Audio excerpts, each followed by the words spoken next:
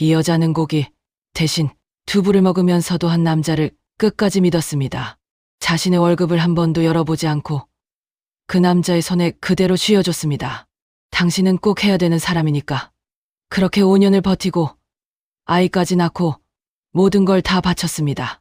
그리고 결국 그 남자는 의사가 됐습니다. 그런데 돌아온 말은 단 한마디였습니다. 너는 내 인생의 방해야. 그날 이 여자의 인생은 완전히 무너졌습니다. 하지만 이 이야기는 여기서 끝이 아닙니다.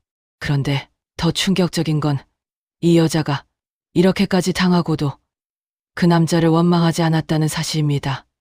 오히려 마지막까지 그 사람을 위해 스스로 놓아주기로 결심합니다. 도대체 왜 이 여자는 그런 선택을 했던 걸까요? 그리고 그 선택이 그녀의 인생을 어떻게 바꿔놓았을까요? 지금부터 그 이야기를 들려드리겠습니다. 남자의 이름은 강도윤, 나이는 24살, 경상북도 봉화의 산골마을 출신입니다. 집안은 넉넉하기는커녕 늙은이와 학비를 걱정해야 할 정도로 어려웠습니다. 아버지 강성철 씨는 젊은 시절부터 일용직 막노동판을 전전하신 분이었고 허리와 무릎이 망가진 뒤로는 오래 서 있는 일조차 힘겨워졌습니다. 어머니 박정임 씨는 읍내 반찬 가게와 식당을 오가며 설거지와 허드레시를 하면서 근근히 집안을 꾸려왔습니다.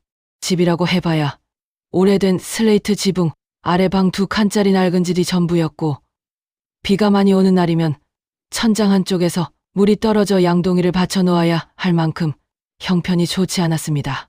강도윤은 그런 집안에서 자라며 아주 어린 나이부터 가난이 무엇인지 몸으로 배운 아이였습니다.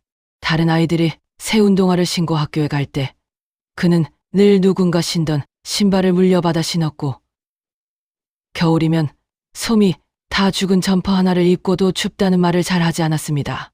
어려운 집 아이들이 그렇듯 그는 일찍 철이 들었습니다.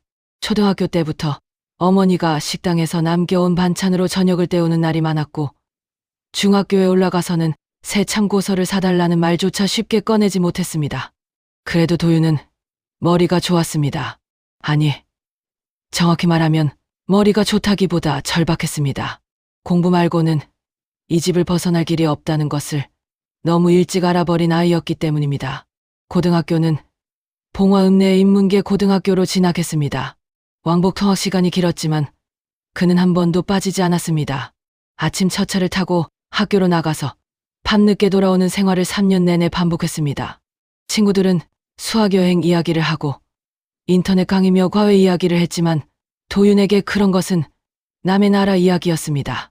그는 학교 자율학습실 구석에 앉아 선배들에게 물려받은 문제집으로 공부했고 인터넷 강의 대신 학교 선생님이 칠판에 적어주는 한 줄 한 줄을 악착같이 받아 적었습니다. 집에 돌아와서는 졸음을 이기지 못해 책상에 엎드려 잠들었다가 새벽 2, 3시쯤 다시 일어나 형광등 불빛 아래에서 공부를 이어가곤 했습니다. 어머니는 그런 아들을 볼 때마다 가슴이 미어졌지만 차마 그만 자라는 말도 쉽게 하지 못했습니다. 그 공부가 이 집안의 유일한 희망처럼 보였기 때문입니다. 도윤은 사람들 앞에서는 조용하고 점잖은 편이었습니다. 말수가 많은 성격은 아니었고 괜히 나서서 웃고 떠드는 스타일도 아니었습니다. 그러나 속은 누구보다 강했습니다.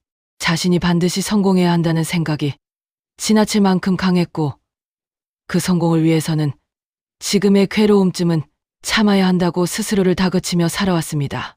바로 그 점이 훗날 그의 장점이자 동시에 가장 큰 결함이 됩니다. 처음에는 그 절실함이 성실함으로 보이지만 시간이 흐를수록 그것은 사람보다 성공을 먼저 보는 성향으로 비틀어질 수 있었기 때문입니다. 그렇게 악착같이 버틴 끝에 그는 마침내 서울의 의과대학에 합격했습니다. 그 소식이 전해지던 날 동네 사람들은 작은 산골에서 의대생이 나왔다며 박수를 쳤고 부모는 눈물을 흘렸습니다. 특히 아버지는 술 한 잔도 제대로 못 드시는 분이었는데 그날만큼은 막걸리 한 사발을 들고 마당 끝에 서서 우리 집에도 이런 날이 오는구나 하고 중얼거리셨습니다. 하지만 기쁨은 오래가지 못했습니다. 합격증을 손에 쥔 순간부터 더 큰 현실이 눈앞에 닥쳐왔기 때문입니다. 의과대학은 단순히 입학했다고 끝나는 곳이 아니었습니다. 등록금만 해도 만만치 않았고 교재비며 실습복, 학교 행사비, 식비, 교통비, 자취방 보증금과 월세까지 생각하면 숨이 턱 막힐 지경이었습니다. 서울에 올라온 강도윤은 처음부터 벽을 느꼈습니다. 같은 과 학생들 가운데는 부모가 의사이거나 사업을 하는 집 자녀도 적지 않았습니다. 누군가는 차를 타고 다녔고 누군가는 아예 학교 근처 오피스텔을 얻어 편하게 살았습니다. 반면 도윤은 학교에서 한참 떨어진 낡은 고시원 방을 구해 들어갔습니다. 창문도 제대로 없는 좁은 방 안에 책상 하나, 침대 하나, 흔들리는 선풍기 하나가 전부인 공간이었습니다. 벽은 얇아 옆방 기침 소리까지 다 들렸고 여름이면 눅눅한 냄새가 올라왔습니다. 그래도 그는 불만을 말하지 않았습니다. 아니, 말할 자격이 없다고 생각했습니다.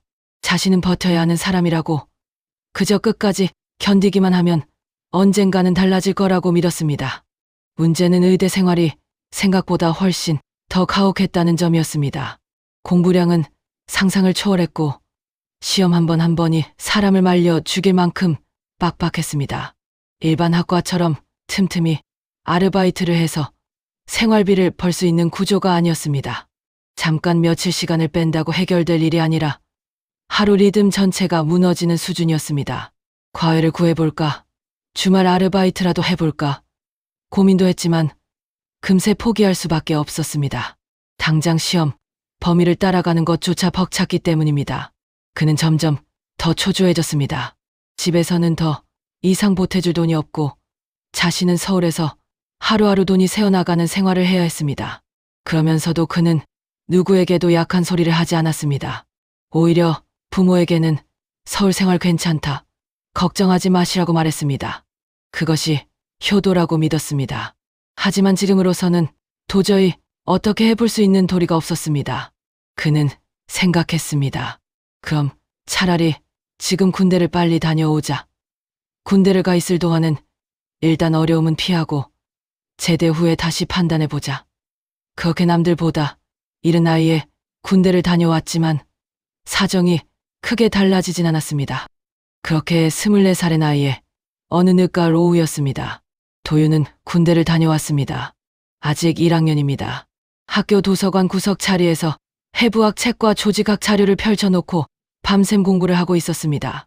눈이 붉게 충혈될 만큼 지쳐 있었고 속은 끼니를 제때 챙기지 못해 쓰린 상태였습니다. 그때 맞은편 자리에 한 여학생이 조심스럽게 앉았습니다. 그녀의 이름은 윤서연, 나이는 22이었습니다. 전라남도 해남 출신으로 서울의 2년제 간호전문대학에 다니는 학생이었습니다. 서연 역시 넉넉한 집안은 아니었습니다. 아버지는 작은 양계장을 하다가 빚을 떠안았고 어머니는 읍내 미용실 보조로 일하며 간신히 생활을 버티고 있었습니다. 서연은 일찍부터 공부를 오래 할 형편은 안 된다. 빨리 졸업해서 병원에 취직해 돈을 벌어야 한다는 생각으로 간호대학을 선택한 아이였습니다. 윤서연은 첫인상부터 화려한 미인은 아니었지만 가만히 보면 참 고운 얼굴을 가진 여자였습니다. 피부가 맑고 눈매가 선했으며 무엇보다 사람을 쌍꺼풀 없는 가늘인 눈으로 바라볼 때 상대를 편하게 만드는 부드러운 기운이 있었습니다.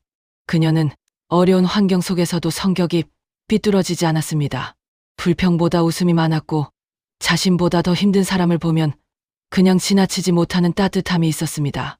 바로 그런 점이 나중에 그녀의 인생을 지탱해주는 힘이 되기도 하고 동시에 너무 쉽게 이용당하게 만드는 약점이 되기도 합니다. 도서관에서 처음 마주친 두 사람은 처음엔 특별한 말을 나누지 않았습니다. 다만 서로가 같은 종류의 피곤함을 지니고 있다는 것을 눈치챘습니다. 값비싼 옷을 입은 학생들과 달리 둘 다 낡았지만 깨끗하게 관리한 옷차림이었고 서로의 책상 위에는 가격표를 떼지 않은 새 책보다 여기저기 외모가 빽빽한 헌책이 더 많았습니다. 며칠 뒤 서연이 도윤이 떨어뜨린 펜을 주어 주면서 짧은 인사가 시작됐고 그 짧은 인사는 곧 도서관 자판기 커피 한 잔으로 이어졌습니다. 그리고 두 사람은 아주 천천히 그러나 깊게 서로의 삶을 알아가기 시작했습니다. 강도윤과 윤서연이 서로를 알아가기 시작한 것은 아주 사소한 계기에서였습니다. 도서관 바닥에 떨어진 펜 하나를 건네주며 시작된 인사는 어느새 서로의 하루를 묻는 사이로 이어졌고 하루에 한 번씩은 꼭 마주 앉아 이야기를 나누는 관계가 되었습니다. 두 사람은 처음부터 화려한 데이트를 하지 않았습니다. 아니, 할 수가 없었습니다. 돈이 없었기 때문입니다. 대신 도서관 자판기에서 뽑은 300원짜리 커피 한 잔을 사이에 두고 서로의 이야기를 나누는 시간이 그들의 데이트였습니다. 강도윤은 자신의 집 이야기를 쉽게 꺼내지 못했지만 윤서연은 그런 그를 재촉하지 않았습니다. 말하지 않아도 알 수 있는 것들이 있었기 때문입니다. 윤서연 역시 자신의 사정을 숨기지 않았습니다. 해남의 작은 마을에서 자라 집안 형편이 넉넉하지 않아 빨리 취직해 돈을 벌어야 한다는 생각으로 간호대학에 들어왔다는 이야기였습니다. 두 사람은 서로의 이야기를 들으며 이상하게도 위로를 받았습니다. 누가 더 힘든지 따질 필요도 없었고 서로를 불쌍하게 여기지도 않았습니다. 그저 나만 이렇게 사는 게 아니구나 하는 마음 하나로 충분했습니다. 시간이 흐르면서 두 사람은 자연스럽게 서로에게 의지하게 되었습니다. 강도윤에게 윤서연은 서울이라는 낯선 도시에서 처음으로 마음을 내려놓을 수 있는 사람이었고 아무 말 없이도 자신의 상황을 이해해주는 유일한 사람이었습니다. 윤서연에게 강도윤 역시 힘들다는 말을 하지 않아도 눈빛만으로 하루를 알아보는 사람이었습니다. 그러던 어느 날 윤서연이 조심스럽게 말을 꺼냈습니다. 우리 따로 살면서 돈 나가는 것보다 같이 사는 게 낫지 않을까요? 그 말은 단순한 제안이 아니라 두 사람의 삶을 바꾸는 결정이었습니다. 며칠 뒤 두 사람은 학교에서 조금 떨어진 골목 안쪽에 있는 작은 방 하나를 구했습니다. 창문은 있었지만 햇빛이 제대로 들어오지 않았고 화장실은 반쯤 낡아 있었으며 여름이면 습기가 차는 그런 방이었습니다. 하지만 그들에게는 그 방이 세상에서 가장 따뜻한 공간이었습니다. 처음 함께 살기 시작한 날이었습니다. 윤서연은 시장에서 가장 저렴한 재료를 사와 작은 냄비에 된장찌개를 끓였습니다. 강도윤은 책을 펼쳐놓고 있었지만 배에서 나는 소리를 참지 못하고 괜히 주방 쪽을 힐끔거리며 말을 꺼냈습니다. 오늘은 고기 들어갔어? 윤서연은 뒤도 돌아보지 않고 대답했습니다. 응, 들어갔어. 그 말에 강도윤의 얼굴이 잠깐 밝아졌습니다. 진짜? 그때 윤서연이 웃으며 말했습니다. 두부가 고기야.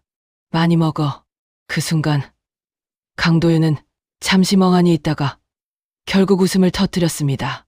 야, 진짜 너무한다. 그래도 맛있잖아요. 그날 두 사람은 고기가 없는 된장찌개를 앞에 두고 한참을 웃었습니다. 배는 고팠지만 이상하게도 마음은 배부른 저녁이었습니다. 강도윤은 그날 처음으로 서울에서 밥을 먹으면서 마음이 편해졌다는 생각을 했습니다. 이렇게 사는 것도 나쁘지 않네. 그의 그 한마디에 윤서연은 아무 말 없이 웃기만 했습니다. 그날 이후로 두 사람의 생활은 단순했습니다. 아침에는 각자의 학교로 향했고 밤이 되면 다시 그 작은 방으로 돌아왔습니다. 강도윤은 늦게까지 공부를 했고 윤서연은 그 옆에서 조용히 책을 보거나 먼저 잠이 들곤 했습니다. 가끔은 윤서연이 잠들어 있으면 강도윤은 자신의 점퍼를 벗어 조용히 그녀 위에 덮어주었습니다. 비가 많이 오던 어느 날 밤이었습니다. 창문 틈으로 습기가 스며들어 방 안이 눅눅해졌고 윤서연은 수건으로 바닥을 닦고 있었습니다. 그때 강도윤이 갑자기 진지한 표정으로 말했습니다. 우리 나중에 돈 많이 벌면 윤서연이 물었습니다. 보여? 강도윤은 잠시 뜸을 들이다가 말했습니다. 비안새는 집에서 살자. 그 말에 윤서연은 수건을 내려놓고 웃음을 터뜨렸습니다. 그게 꿈이에요? 강도윤도 따라 웃었습니다. 응, 엄청 큰 꿈이지. 두 사람은 한참을 웃었습니다. 그 웃음에는 욕심도 비교도 없었습니다. 그저 지금보다 조금 덜 힘들기를 바라는 아주 소박한 바람뿐이었습니다. 돈은 늘 부족했습니다. 하지만 윤서연은 불평하지 않았습니다. 오히려 작은 돈을 더 아끼기 위해 도시락을 싸서 다녔고 편의점에서 할인하는 식재료를 사와 반찬을 만들었습니다. 강도윤은 그런 모습을 보며 미안함과 고마움을 동시에 느꼈습니다. 어느 날 밤 전기세를 아끼기 위해 불을 끄고 작은 스탠드 하나만 켜놓은 채 앉아있던 두 사람은 앞으로의 이야기를 나누게 됩니다. 나중에 우리 결혼할까요? 윤서연의 그 말은 가볍지 않았습니다. 그 말 안에는 미래에 대한 확신과 함께 버티겠다는 결심이 담겨 있었습니다. 강도윤은 잠시 아무 말도 하지 못했습니다. 그리고 조용히 고개를 끄덕였습니다. 응, 내가 꼭 잘 돼서 당신 편하게 살게 해줄게. 그 말은 약속이었습니다. 그리고 그 약속은 윤서연이 앞으로의 모든 것을 걸게 되는 이유가 됩니다. 그날 이후 윤서연은 마음속으로 결심했습니다. 이 사람 내가 끝까지 책임져야겠다. 그 결심이 얼마나 큰 의미였는지 그때 두 사람은 알지 못했습니다. 그저 그 순간만큼은 힘들지만 분명히 행복했습니다. 두 사람이 함께 살아가는 시간은 분명 따뜻했습니다. 하지만 현실은 여전히 냉정했습니다. 시간이 흐를수록 두 사람의 상황은 점점 더 선명하게 갈라지기 시작했습니다. 윤서연은 졸업이 가까워졌고 강도윤은 여전히 끝이 보이지 않는 의대 생활 속에 있었습니다. 그리고 어느 순간부터 윤서연은 알고 있었습니다. 이 관계를 계속 이어가기 위해서는 누군가는 현실을 책임져야 한다는 것을 말입니다. 졸업을 앞둔 어느 날 윤서연은 혼자 병원 면접을 보러 다니기 시작했습니다. 친구들은 조금 더 조건이 좋은 병원을 찾기 위해 고민했지만 윤서연은 달랐습니다. 그녀에게 중요한 것은 단 하나, 급여였습니다. 어디든 상관없어요. 빨리 일할 수만 있으면 됩니다. 그 말은 선택이 아니라 이미 정해진 길이었습니다. 결국 윤서연은 비교적 빠르게 병원에 취직하게 됩니다. 야간 근무까지 포함된 결코 쉽지 않은 근무 조건이었지만 그녀는 망설이지 않았습니다. 그리고 첫 월급을 받은 날이었습니다. 그녀는 봉투를 한 번도 열어보지 않고 그대로 강도윤 앞에 내밀었습니다. 이거 먼저 써요. 강도윤은 순간 아무 말도 하지 못했습니다. 아니야, 내가 써야지. 그러자 윤서연은 조용히 고개를 저었습니다. 나는 괜찮아요. 당신 공부가 먼저예요. 그날 이후로 두 사람의 관계는 눈에 보이지 않게 바뀌기 시작했습니다. 윤서연은 더 이상 함께 버티는 사람이 아니라 책임을 지는 사람이 되어 있었습니다. 월급이 들어오면 가장 먼저 해야 할 일은 정해져 있었습니다. 강도윤의 등록금과 교재비, 생활비를 계산하는 것이었습니다. 그리고 남은 돈으로 겨우 둘의 생활을 이어갔습니다. 어느 날 밤 강도윤이 책상에 앉아 공부를 하고 있을 때였습니다. 윤서연은 퇴근하고 돌아와 조용히 그 옆에 앉았습니다. 손에는 편의점에서 산 삼각김밥 2개가 들려 있었습니다. 오늘은 이거 먹어요. 강도윤이 물었습니다. 너는? 윤서연은 웃으며 말했습니다. 나 먹었어요. 하지만 그날 그녀는 아무것도 먹지 못했습니다. 그 사실을 강도윤은 끝내 알지 못했습니다. 시간이 지날수록 윤서연의 하루는 점점 더 무거워졌습니다. 낮에는 병원에서 일하고 밤에는 야간 근무를 서고 집에 돌아오면 제대로 눕지도 못한 채 다시 출근을 준비해야 했습니다. 그럼에도 불구하고 그녀는 단 한 번도 힘들다는 말을 꺼내지 않았습니다. 오히려 강도윤이 지쳐 보일 때면 먼저 말을 건넸습니다. 조금만 더 버티면 되잖아요. 그 말은 위로였지만 동시에 자신에게 하는 다짐이기도 했습니다. 어느 날이었습니다. 강도윤이 책상 앞에 앉아 깊은 한숨을 쉬고 있었습니다. 나 이거 계속할 수 있을까? 그 말을 듣는 순간 윤서연의 표정이 잠깐 굳었습니다. 하지만 곧 아무 일도 없다는 듯이 웃으며 말했습니다. 당연히 할 수 있어요. 그리고 아주 조용한 목소리로 덧붙였습니다. 당신은 꼭 해야 되는 사람이니까. 그 말은 믿음이었고 동시에 책임이었습니다. 그날 밤 강도윤이 잠든 후에도 윤서연은 쉽게 잠들지 못했습니다. 어둠 속에서 천장을 바라보며 오래도록 생각했습니다. 내가 이 사람을 끝까지 데려가야겠다. 그녀의 선택은 그때 이미 끝나 있었습니다.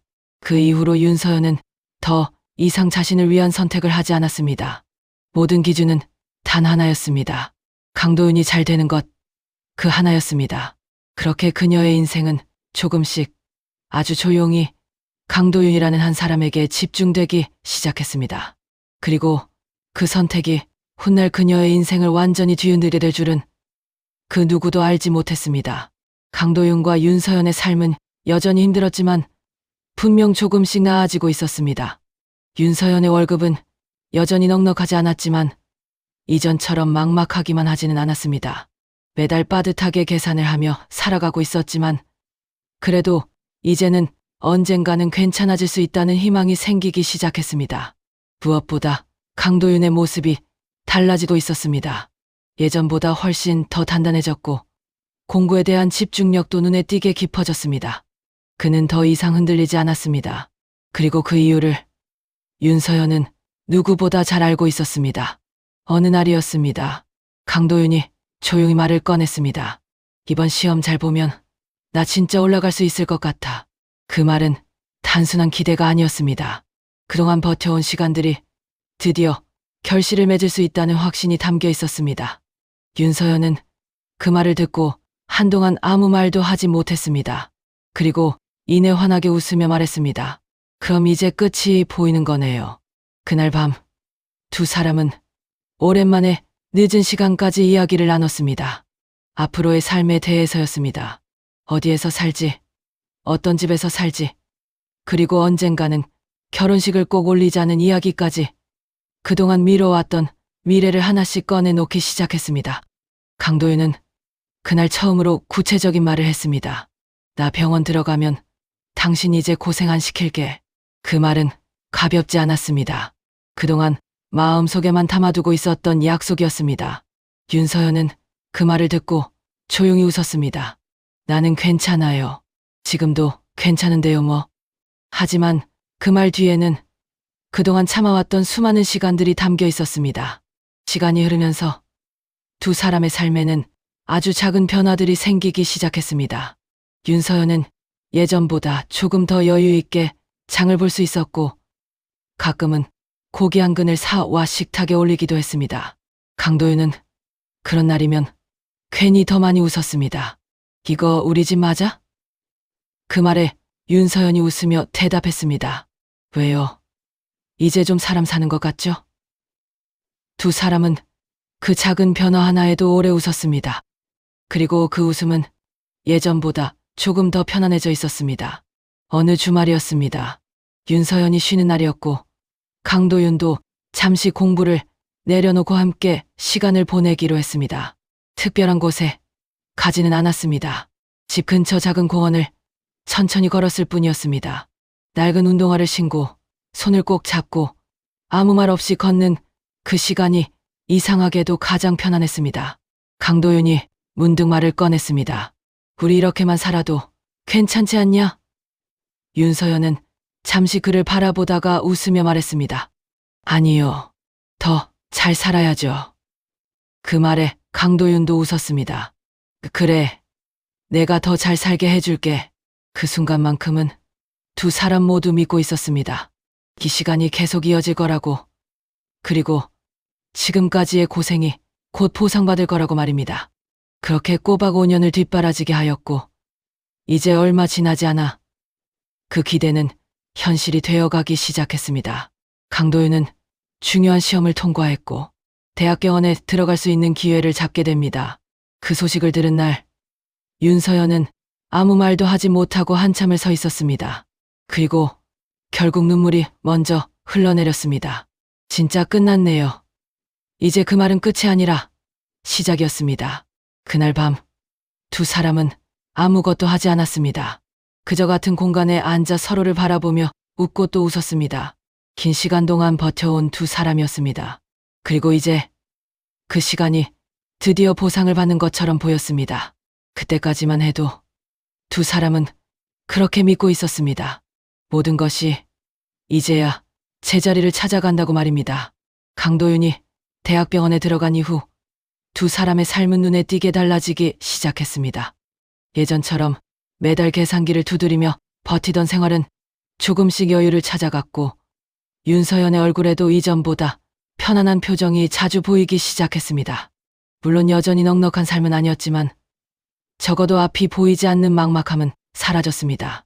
무엇보다 강도윤이 이제는 더 이상 흔들리지 않는다는 사실이 윤서연에게는 가장 큰 안심이었습니다. 그는 점점 더 바빠졌습니다. 대학병원이라는 곳은 생각보다 훨씬 냉정한 곳이었고 하루하루가 경쟁이었습니다. 아침 일찍 나가 밤늦게 돌아오는 날이 많았고 때로는 며칠씩 얼굴도 제대로 보지 못하는 날도 있었습니다. 하지만 윤서연은 이해했습니다. 아니, 이해하려고 했습니다. 지금이 제일 중요한 시기니까. 그녀는 그렇게 스스로를 다독이며 모든 것을 받아들였습니다. 어느 날 밤이었습니다. 강도윤이 오랜만에 조금 일찍 집에 들어왔습니다. 윤서연은 그날 일부러 장을 봐두고 기다리고 있었습니다. 작은 식탁 위에는 오랜만에 고기가 올라가 있었고 따뜻한 국과 반찬들이 정성스럽게 차려져 있었습니다. 강도윤은 식탁을 보며 잠시 멈춰 섰습니다. 오늘 무슨 날이야? 윤서연은 웃으며 말했습니다. 그냥 오랜만에 같이 먹고 싶어서요. 그날 두 사람은 오랜만에 마주 앉아 식사를 했습니다. 예전처럼 웃으며 이야기도 나눴습니다. 그리고 그 순간 윤서연은 조심스럽게 말을 꺼냈습니다. 이제 우리 조금 괜찮아진 거죠? 강도윤은 잠시 그녀를 바라보다가 고개를 끄덕였습니다. 응, 이제는 좀 살 수 있을 것 같아. 그 말은 두 사람이 처음으로 미래를 확신하는 순간이었습니다. 그리고 얼마 지나지 않아 윤서연은 자신의 몸에 이상이 있다는 것을 느끼기 시작했습니다. 병원에서 검사를 받은 날, 그녀는 한동안 아무 말도 하지 못했습니다. 그리고 조용히 진료실을 나왔습니다. 손에 들려있던 종이에는 짧은 한 줄이 적혀 있었습니다. 임신이었습니다. 집으로 돌아오는 길, 그녀의 발걸음은 가벼우면서도 무거웠습니다. 기쁜 마음과 두려운 마음이 동시에 올라왔기 때문입니다. 그날 밤, 윤서연은 강도윤 앞에 앉아 조심스럽게 말을 꺼냈습니다. 나 할 말 있어요. 강도윤이 고개를 들었습니다. 왜? 윤서연은 잠시 망설이다가 결국 말을 꺼냈습니다. 우리 아기 생겼어요. 그 순간 시간이 잠시 멈춘 것처럼 느껴졌습니다. 강도윤은 아무 말도 하지 못한 채 그녀를 바라보았습니다. 그리고 한참 뒤에야 입을 열었습니다. 진짜야? 윤서연은 고개를 끄덕였습니다. 그 순간 강도윤의 얼굴에 복잡한 감정이 스쳐 지나갔습니다. 놀람, 당황, 그리고 말로 설명할 수 없는 부담까지. 하지만 그는 곧 억지로 웃으며 말했습니다. 괜찮아. 우리가 어떻게든 하면 되지. 그 말은 위로였지만 동시에 현실을 피하려는 말이기도 했습니다. 두 사람은 결국 결혼식을 올리지 못한 채 혼인신고부터 하게 됩니다. 그리고 시간이 흘러 아이가 태어났습니다. 작고 연약한 생명이었지만 그 아이는 분명 두 사람의 삶이었습니다. 윤서연은 아이를 품에 안고 한참을 울었습니다. 기뻐서였고 또 두려워서였습니다. 그리고 그날 이후 그녀는 결심을 합니다. 일을 그만두기로 말입니다. 아이를 다른 사람에게 맡길 수 없었기 때문입니다. 그렇게 윤서연은 자신의 일을 내려놓고 아이를 직접 키우기 시작했습니다. 낮에는 아이를 돌보고 밤에는 겨우 잠을 청하는 생활이 이어졌습니다. 수입은 강도윤 한 사람에게서 나오는 돈이 전부였습니다. 그래서 그녀는 더욱 아끼고 또 아꼈습니다.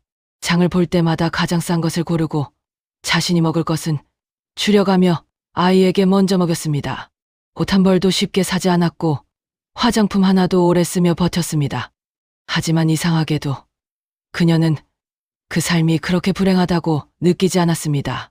아이가 웃을 때, 그리고 가끔 강도윤이 늦게 돌아와 아이를 바라보며 미소 지을 때, 그 순간만큼은 모든 것이 괜찮다고 생각했습니다. 그때까지만 해도 그녀는 믿고 있었습니다. 이 가난도, 이 힘듦도 모두 지나가는 과정일 뿐이라고 말입니다. 하지만 그 믿음이 가장 큰 착각이 될 줄은 그 누구도 알지 못했습니다. 강도윤이 대학병원에 들어간 이후 두 사람의 삶은 눈에 띄게 달라지기 시작했습니다. 예전처럼 매달 계산기를 두드리며 버티던 생활은 조금씩 여유를 찾아갔고 윤서연의 얼굴에도 이전보다 편안한 표정이 자주 보이기 시작했습니다. 물론 여전히 넉넉한 삶은 아니었지만 적어도 앞이 보이지 않는 막막함은 사라졌습니다. 무엇보다 강도윤이 이제는 더 이상 흔들리지 않는다는 사실이 윤서연에게는 가장 큰 안심이었습니다. 그는 점점 더 바빠졌습니다. 대학병원이라는 곳은 생각보다 훨씬 냉정한 곳이었고 하루하루가 경쟁이었습니다. 아침 일찍 나가 밤늦게 돌아오는 날이 많았고 때로는 며칠씩 얼굴도 제대로 보지 못하는 날도 있었습니다. 하지만 윤서연은 이해했습니다. 아니, 이해하려고 했습니다. 지금이 제일 중요한 시기니까. 그녀는 그렇게 스스로를 다독이며 모든 것을 받아들였습니다. 어느 날 밤이었습니다. 강도윤이 오랜만에 조금 일찍 집에 들어왔습니다. 윤서연은 그날 일부러 장을 봐두고 기다리고 있었습니다. 작은 식탁 위에는 오랜만에 고기가 올라가 있었고 따뜻한 국과 반찬들이 정성스럽게 차려져 있었습니다. 강도윤은 식탁을 보며 잠시 멈춰 섰습니다. 오늘 무슨 날이야? 윤서연은 웃으며 말했습니다. 그냥 오랜만에 같이 먹고 싶어서요. 그날 두 사람은 오랜만에 마주 앉아 식사를 했습니다. 예전처럼 웃으며 이야기도 나눴습니다. 그리고 그 순간 윤서연은 조심스럽게 말을 꺼냈습니다. 이제 우리 조금 괜찮아진 거죠? 강도윤은 잠시 그녀를 바라보다가 고개를 끄덕였습니다. 응, 이제는 좀 살 수 있을 것 같아. 그 말은 두 사람이 처음으로 미래를 확신하는 순간이었습니다. 그리고 얼마 지나지 않아 윤서연은 자신의 몸에 이상이 있다는 것을 느끼기 시작했습니다. 병원에서 검사를 받은 날, 그녀는 한동안 아무 말도 하지 못했습니다. 그리고 조용히 진료실을 나왔습니다.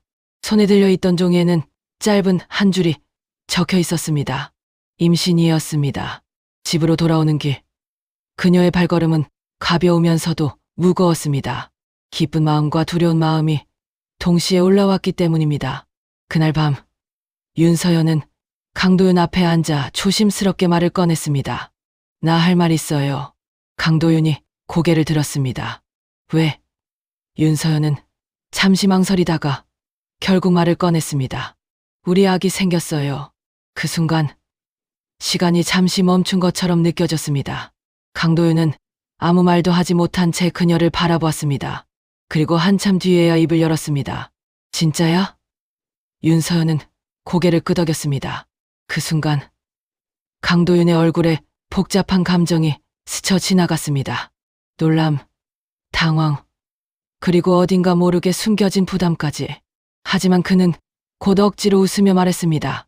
괜찮아. 우리가 어떻게든 하면 되지. 그 말은 위로였지만 동시에 현실을 피하려는 말이기도 했습니다. 두 사람은 결국 결혼식을 올리지 못한 채 혼인신고부터 하게 됩니다. 돈이 없었기 때문입니다.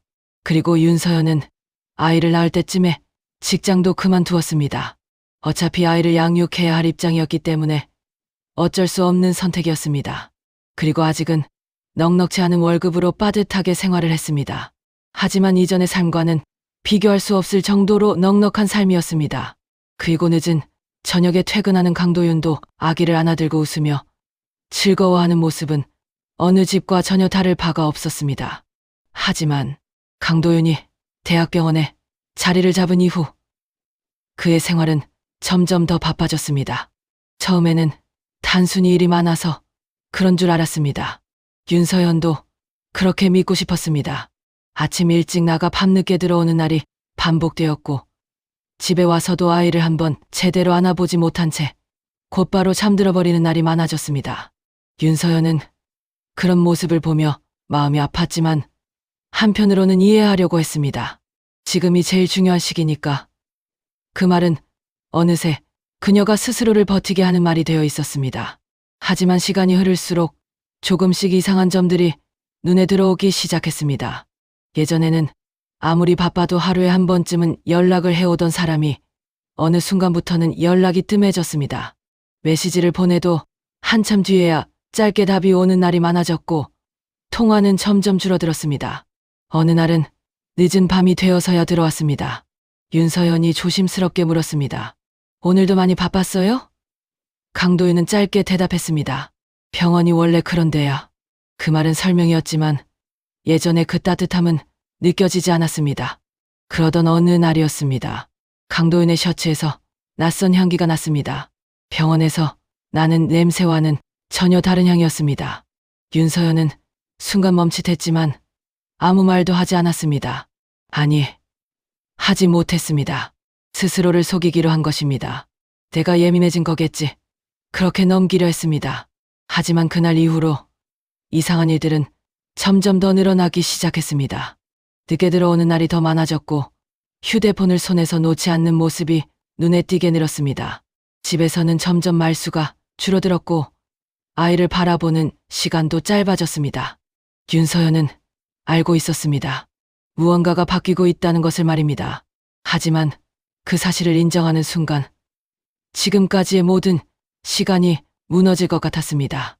그래서 끝까지 모른 척하고 싶었습니다. 그러던 어느 날 결국 그 사실을 마주하게 됩니다. 강도윤의 휴대폰에 떠있는 메시지 하나였습니다. 오빠라는 단어와 오늘 교수님 댁에서 보는 거죠? 아버지가 기다리고 계세요. 그 짧은 문장 몇 개가 이 모든 것을 설명해주고 있었습니다. 그 순간 윤서연의 손이 엄청나게 떨렸습니다. 온몸의 힘은 모두 빠지고 머리는 새하얗게 되어버리는 것 같았습니다. 아무런 기억도 아무런 생각도 나지 않았습니다. 마치 넋이 나간 사람처럼 시간은 흘렸습니다. 그날 밤 강도윤이 집에 돌아왔을 때 윤서연은 아무 말도 하지 못했습니다. 그리고 며칠 뒤였습니다. 강도윤이 먼저 입을 열었습니다. 할 말 있어. 그 말 한마디에 윤서연의 심장이 내려앉았습니다. 나 다른 여자 생겼어. 그 말은 너무도 담담했습니다. 그리고 이어졌습니다. 이혼하자. 윤서연은 아무 말도 할 수 없었습니다. 강도윤은 계속 말했습니다. 지금 기회야. 나 여기서 올라갈 수 있어. 교수님이 밀어주신다. 그리고 마지막으로 그녀를 바라보며 말했습니다. 지금 너가 내 곁에 있으면 너는 내 인생의 방해야. 그 말을 듣는 순간 윤서연의 머릿속이 새하얘졌습니다. 하지만 그 자리에서는 아무것도 할 수 없었습니다. 그저 고개를 숙인 채 앉아 있을 뿐이었습니다. 그날 밤 강도윤은 잠이 들었지만 윤서연은 한순간도 잠들지 못했습니다. 아이가 옆에서 작게 숨을 쉬고 있었고 그 소리를 들으며 그녀는 밤새 울었습니다. 소리를 내지 않으려고 입을 트어막고 이불을 뒤집어 쓴 채 아무도 모르게 울었습니다. 왜 이렇게 된 거지 수없이 되뇌었지만 돌아오는 답은 없었습니다. 아침이 밝아왔습니다. 강도윤은 아무 일도 없다는 듯이 출근 준비를 했고 평소와 다름없이 집을 나섰습니다. 문이 닫히는 소리가 들린 순간 윤서연은 그 자리에 주저앉았습니다. 그리고 그제야 참았던 울음이 터져 나왔습니다. 아이를 안고 바닥에 앉아 아무것도 할 수 없는 채 한참을 울었습니다. 시간이 얼마나 흘렀는지도 몰랐습니다. 눈물은 멈추지 않았고 숨이 막힐 것처럼 가슴이 답답했습니다. 그렇게 하루가 지나고 또 하루가 지났습니다. 그 사이에서 윤서연은 계속 생각했습니다. 이 사람을 붙잡아야 하나 아니면 보내줘야 하나 수없이 스스로에게 물었습니다. 하지만 시간이 흐를수록 마음은 점점 하나의 방향으로 기울어지고 있었습니다. 그리고 어느 순간 그녀는 깨닫게 됩니다. 내가 이 사람을 붙잡는다고 해서 행복해질 수 있을까? 그리고 또 하나의 생각이 이어졌습니다. 내가 사랑하는 사람이 나 때문에 불행해지면 안 되잖아. 그 생각에 다다르는 순간 윤서연은 조용히 눈을 감았습니다. 그리고 아주 천천히 결정을 내렸습니다. 그래 보내주자. 그것은 체념이 아니었습니다. 마지막까지 사랑했던 사람이었기 때문에 어쩔 수 없이 내릴 수 있는 선택이었습니다. 그렇게 윤서연은 자신의 모든 것을 내려놓기로 했습니다. 강도윤과의 대화가 끝난 그날 이후로 집안의 공기는 완전히 달라졌습니다. 예전처럼 말을 주고받는 일도 없었고 함께 식탁에 앉는 일도 점점 줄어들었습니다. 같은 공간에 있으면서도 이미 남처럼 느껴지는 시간이 이어졌습니다. 윤서연은 더 이상 묻지 않았습니다. 그리고 강도윤도 더 이상 설명하지 않았습니다. 두 사람은 그렇게 아무 말 없이 끝을 향해 가고 있었습니다. 그 사이에서 윤서연은 조용히 준비를 하고 있었습니다. 아이를 바라보는 시간이 더 길어졌고 혼자 생각하는 시간도 많아졌습니다. 밤이 되면 아이를 품에 안고 한참을 앉아 있었습니다. 아이의 숨소리를 들으며 자신의 선택이 어떤 결과를 가져올지 끝없이 되뇌었습니다. 그리고 어느 날 윤서연은 서랍 깊숙이 넣어두었던 서류를 꺼냈습니다. 이미 적혀있던 이름을 한참 동안 바라보다가 조용히 펜을 들었습니다. 손이 떨렸지만 멈추지 않았습니다. 그리고 천천히 자신의 이름 옆에 서명을 했습니다. 그 순간 길었던 시간이 하나로 정리되는 느낌이었습니다. 며칠 뒤 강도현 앞에 그 서류를 내밀었습니다. 아무 설명도 하지 않았습니다. 그저 조용히 말했습니다. 이거 정리하세요. 강도윤은 잠시 서류를 내려다보다가 아무 말 없이 고개를 끄덕였습니다. 그 역시 이미 마음을 정리한 상태였습니다. 그렇게 두 사람은 소리도 없이 이혼을 하게 됩니다. 구름도 싸움도 붙잡는 말도 없었습니다. 오히려 너무 조용해서 더 아픈 이별이었습니다. 모든 것이 끝난 후 윤서연은 집으로 돌아와 한참을 서 있었습니다. 아이는 아무것도 모른 채 웃고 있었고 그 모습을 보며 윤서연은 그제야 무너졌습니다. 그동안 참아왔던 감정이 한꺼번에 밀려왔고 바닥에 주저앉은 채 아이를 안고 한참을 울었습니다. 하지만 그 울음은 오래가지 않았습니다. 어느 순간 윤서연은 스스로 눈물을 닦아냈습니다. 그리고 천천히 아이를 바라보며 말했습니다. 이제 엄마가 책임질게. 그 말은 다짐이었습니다. 하지만 그 다짐 뒤에는 곧바로 현실이 기다리고 있었습니다. 생활을 해야 했고 아이를 키워야 했고 당장 내일의 밥값을 걱정해야 하는 상황이었습니다. 윤서연은 며칠 동안 아무 말도 하지 않은 채 생각에 잠겼습니다.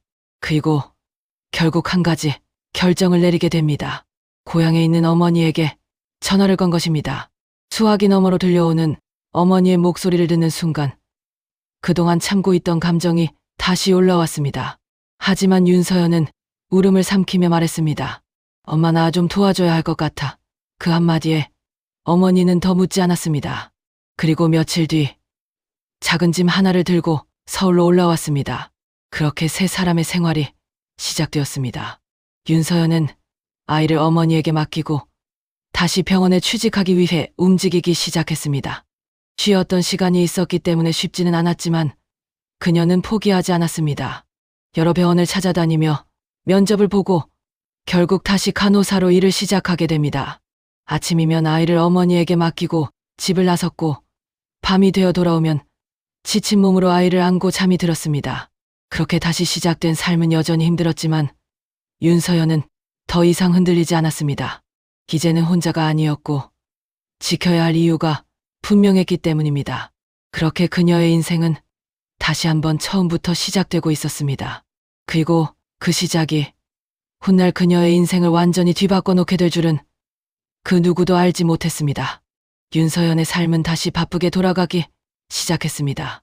아침이면 아이를 어머니에게 맡기고 병원으로 향했고 밤이 되어 돌아오면 지친 몸으로 아이를 안고 잠이 들었습니다.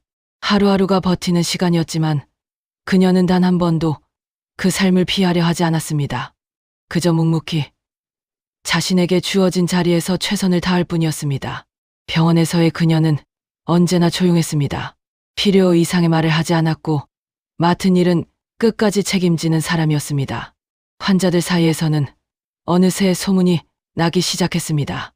그 간호사 참 사람 괜찮다라는 말이었습니다. 그러던 어느 날이었습니다. 윤서연이 근무하던 병동에 한 노인이 입원하게 됩니다.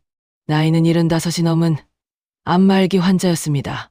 통증이 심해 하루에도 몇 번씩 신음소리를 냈고 상태가 좋지 않아 몸을 제대로 가누기도 어려운 상황이었습니다.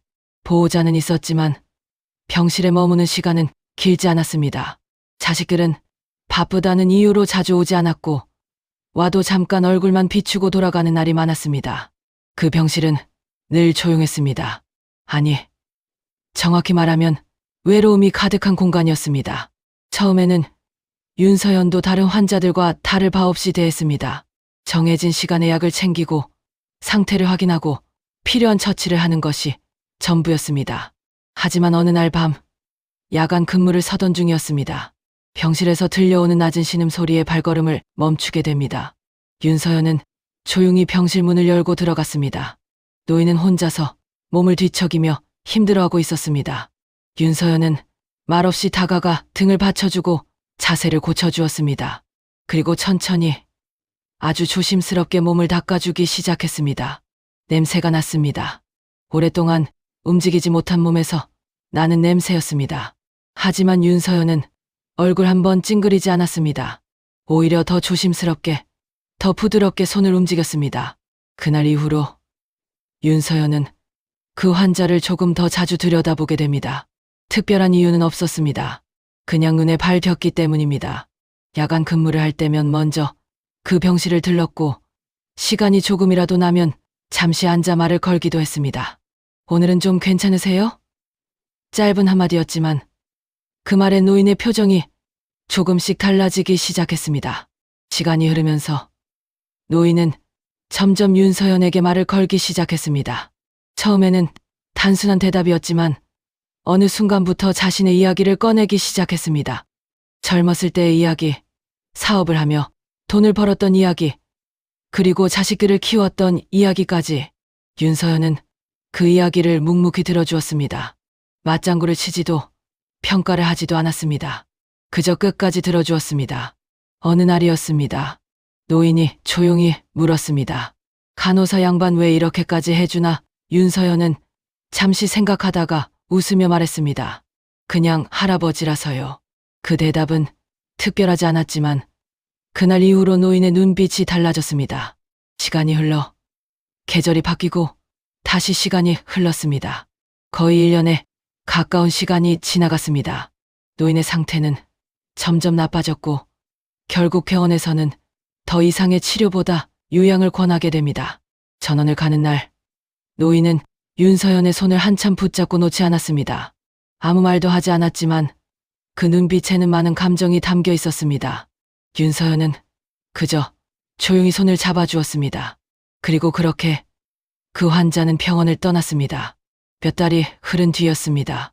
병원으로 한 통의 연락이 왔습니다. 변호사라는 사람이었습니다. 윤서연을 직접 만나고 싶다고 했습니다. 이유를 알 수 없었지만 윤서연은 약속 장소로 나갔습니다. 그리고 그 자리에서 믿을 수 없는 이야기를 듣게 됩니다. 얼마 전 돌아가신 어르신께서 모든 재산을 윤서연 씨께 남기셨습니다. 그 말을 듣는 순간 윤서연은 아무 말도 하지 못했습니다. 왜 저에게요? 그 질문에 변호사는 조용히 답했습니다. 자식들은 많습니다. 판사도 있고 교수도 있습니다. 하지만 단 한 사람도 그분 곁에 남아있지 않았습니다. 그리고 잠시 멈춘 뒤 말을 이어갔습니다.